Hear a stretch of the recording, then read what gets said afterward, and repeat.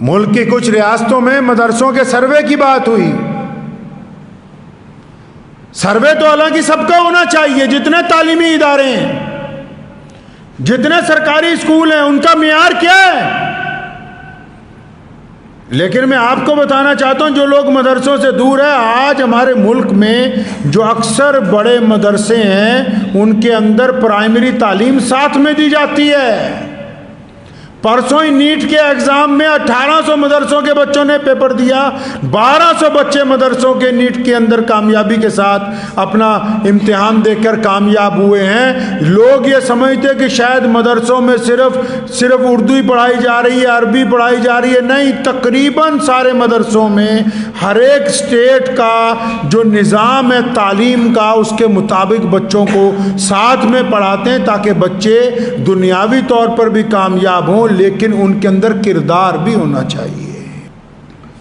Survey کروانے میں کوئی حرج نہیں، جتنے مرضی کروائیے، لیکن سرووں میں اگر یہ آ جائے کہ مدرسے کے پاس پیسے کم ہیں، عمارتیں کم ہیں، تو سرکار جی یہ اعلان بھی ساتھ میں کر دیجئے کہ تمہاری جو کمزور عمارتیں ہیں ان کی ہم تعمیر اب کروا کے دے دیں گے، تمہارے پاس جو رقم کی کمی ہے وہ ہم دے دیں گے. کیا ہو گیا؟ کوئی سروے بہت بڑا بھوت ہے؟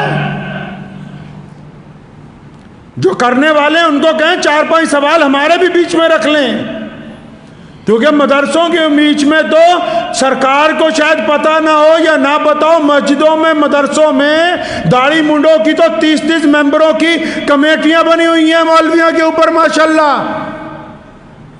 ہر ایک جمعے کو سارا حساب لے کے ایک دوسرے کی کھینچتان پوری کر کے ایک 10 پیسے کی رقم بھی ادھر سے ادھر ہونے نہیں دیتے. جتنے مرضی سروے کر لو، ہم نے اپنے خون پسینے کی کمائی سے ان مدارس اور مساجد کو بنایا. ہم کسی ملک سے بھیک مانگنے نہیں گئے کہیں،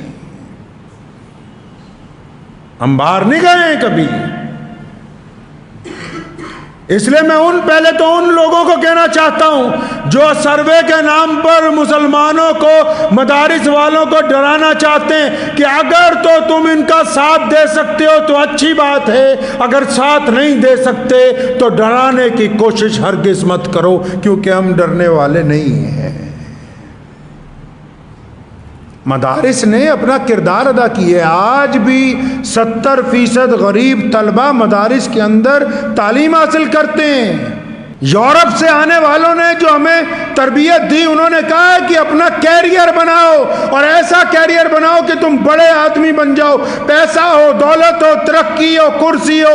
اور ہم نے ان کے چکر میں جب کیریئر بنانے لگے، کیریئر بناتے بناتے 40 سال گزر گئے، کریکٹر کی جو ہے ایسی تیسی پھر گئی، کریکٹر کا بیڑا غرق ہو گیا، رشتہ داریاں بھی ختم ہو گئی، یار دوست بھی چھٹ گئے، ماں باپ بھی چھٹ گئے، بھائی بہن بھی چھٹ گئے.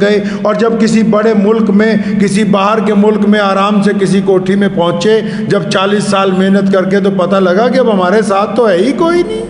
اسلام نے تربیت دی کہ کیریئر کے ساتھ کریکٹر کا ہونا، کاروبار کے ساتھ ایمانداری کا ہونا، تعلیم کے ساتھ اس کے معیار کا ہونا لازمی ہے. مدارس نے یہ سلیقہ دیا پوری دنیا کے لوگوں کو